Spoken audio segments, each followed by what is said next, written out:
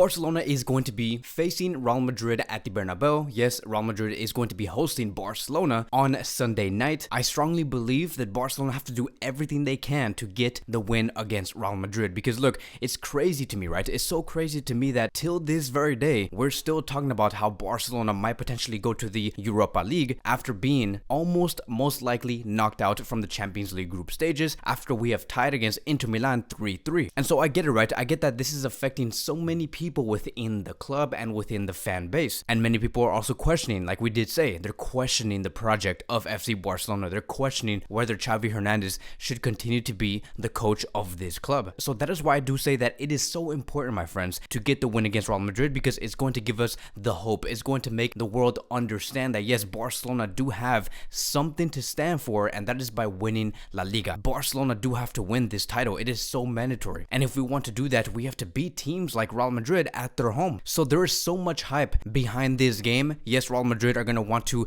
get their revenge after being beaten by Barcelona twice this year, and so it should be very, very exciting. So before we go further into this video, I do want to speak about our sponsor for today, and that is going to be the OneFootball app. Guys, if you guys want to find out what's currently going on with your favorite player, your favorite team, the OneFootball app is there to cover for you immediately and live on your phone. They do have the greatest football stories, football facts, football stats, all again compact within the OneFootball app. It's very entertaining, it's very informative. This is basically where I do get my information in order for me to build these videos. And so if you guys do want to download the OneFootball app, you can so by clicking on the link down below. It'll take you straight to the App Store. You can download the OneFootball app, set exactly who and what you do want to follow, and then you'll be set and done from there. It's a very easy process. It is for free. Again, it's very entertaining, and I hope you guys really do enjoy it. And I also do want to thank OneFootball for supporting a content creator. But now let's go back into this video and let's talk about the injury updates first and understand where Barcelona is when it comes to these players. So we are going to be revolving around Koundé, Memphis, Bellerin, and also Christensen. According to Javi Miguel, when it comes to Koundé, yes, will be available for the match against Real Madrid. He will be there for sure. Even Xavi Hernandez has confirmed it. We have seen Koundé in the squad list, and so that's very, very exciting. As for Memphis Depay, it does say here that Memphis will be fit for the match against Villarreal. As for Bellerin, he will get the green light for the trip to Bilbao, and then when it comes to Christensen, he will be recovered just in time before the match against Barcelona and Bayern Munich. So slowly but surely, we are getting our players back. And the biggest news I would say when it comes to these four players would be Christensen. The fact that Christensen could actually be in the squad before we face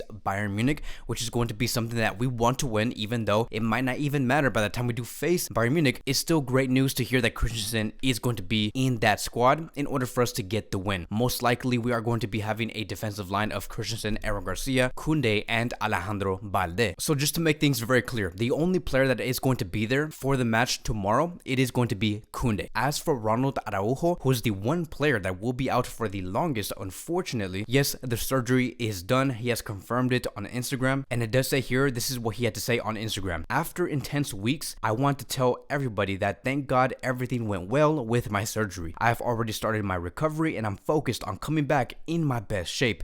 Thank you all for your support and blessings. So now let's move on towards the next phase of this video, and now let's talk about Xavi Hernandez's press conference, because I love to talk about what Xavi has to say, because he really does give us great insights, right? He's very transparent about where Barcelona is today, mentally, physically, and everything else. But here's the one thing that I do want to say first before we go into what Xavi Hernandez did say, because here's the one thing that I would say is the biggest problem for Barcelona, because many have been asking me, hey Kevin, what do you think is the biggest problem this Barcelona team is currently facing? And here it is, right? I think that this Barcelona team, it has talent, it has the work ethic, but what it does not have is control of the game. They cannot really do that. Like, they cannot really command the tempo for the full 90 minutes. Like, I remember the Barcelona that we saw before under Pep Guardiola, under Luis Enrique. They dictated everything. They were dominant in all areas of the pitch. They knew when to slow down the game. They knew when to up the tempo. They knew when to attack the spaces. Everything was always within the correct decisions. And let me give you guys an example so you guys don't get confused and you guys are like, what the heck does that even mean when it comes to knowing when to slow down? So let's say, for example, if you see Bayern Munich attacking you, almost scoring, and then you see Barcelona immediately also wanting to attack and they lose the ball, and then Bayern Munich has the ball again and they attack again. And they see Barcelona being very reactionary again and again, and they attack and they lose the ball. They don't score yet. Bayern Munich has the ball again. That is complete chaos. That is not what you call a team that can control the game. Because if you keep losing the ball ball, after being so reactionary, after seeing that the opponent almost scores, you're just telling us that you can't really control the game and all you want to do and think about is attacking the opponent without really trying to have full control and understanding on what the opposition is trying to do. Like, do you not think that it would be a great idea for a team to, when they have the ball, they do not be so reactionary and then slow down the tempo and then understand, okay, this is what we're going to be doing, this is what the opposition we're trying to do, let's see what we can do moving forward. They're not going to be having the ball, let's control the game and let's get them tired, right? Let's continue to pass and just wait for those open spaces that the opposition will eventually be opening. And then when you have that type of idea in your play, which is something that Barcelona should have done since like the past 6 years, when you have that idea, you kill the rhythm of the opposition.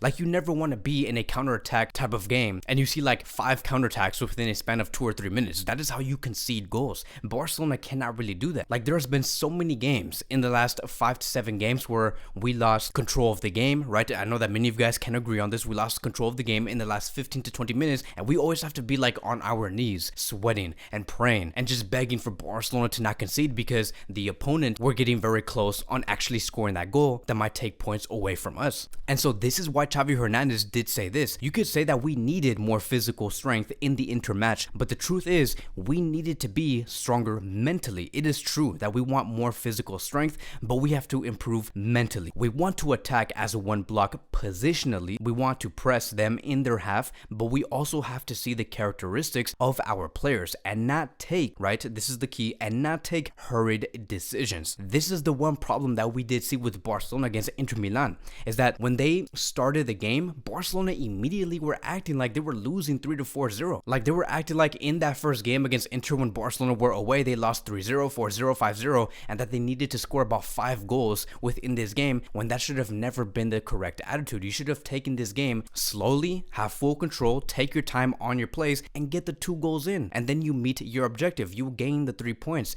Don't be in such a hurry to score as many goals as possible, because that is going to be leaving so many spaces and less concentration on the defensive side of your game. This is why Lewandowski also said we focused so much on the attack that we lost focus on what we should be doing defensively. And so I hope that Barcelona learn from this and they realize what is going on and bring this idea and these solutions towards Real Madrid. So Xavi Hernandez continues to say, and I quote, "Our goal is to win the Clásico and to play the way we believe in, pressure and attack with intensity. I still insist that we are still on the right track. We scored 20 goals in the league and conceded only 1. We are better than we used to be. It is true that we have to improve in Europe, but that is the case with every newly started project." So look, I'm hyped because I feel like this is a wake-up call. We just have to feel the correct players. Like, we have to have the correct players there. I do not want to see Sergio Busquets. Yes, he plays well, but he does mistakes that really cost Barcelona, and I also do not want to see players like Gerard Piqué. Again, we have to take control of this game,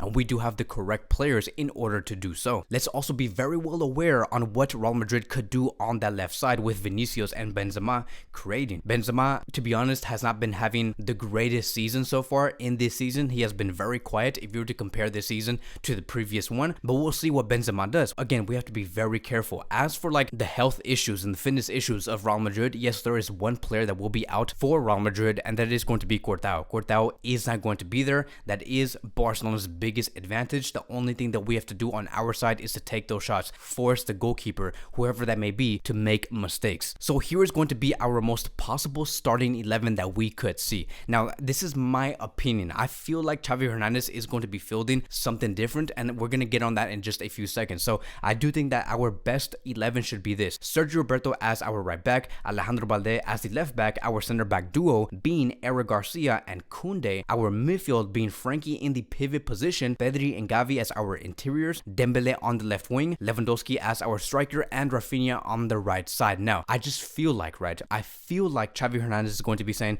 I'm taking Sergio Roberto out, I'm going to be putting Marcos Alonso in, placing Marcos Alonso in Koundé's position and have him become a center back with Eric Garcia and having Koundé as the right back. I feel like he's going to do that, and let me tell you, I'm not too keen on seeing Eric Garcia and Marcos Alonso as our center back pairing against Real Madrid. That is very, very nerve-wracking. I also do not believe, I mean, this might happen, but I just feel like he's going to be placing Sergio Busquets in the pivot position, taking Frankie and putting him on the bench. I do not also want to see that. It clearly doesn't work against very competitive teams. And then our front three is very, I would say, clear, right? I think that this is our front three that we should be seeing right now. Ansu Fati is, again, not 100%. I do want to see him play, but I feel like Dembele is going to be starting on the left, Lewandowski as the striker, and Rafinha on the right wing. We look at that game against Inter Milan, there were no problems within this front three at all. The problem was the defense. And so again, we should expect to see a front three such as this. And so that is going to be wrapping up today's Barcelona pre-match preview and daily news. Thank you guys so much for watching. If you guys are new here, welcome to the channel. Please like, subscribe, comment, and I will see you guys in the next video.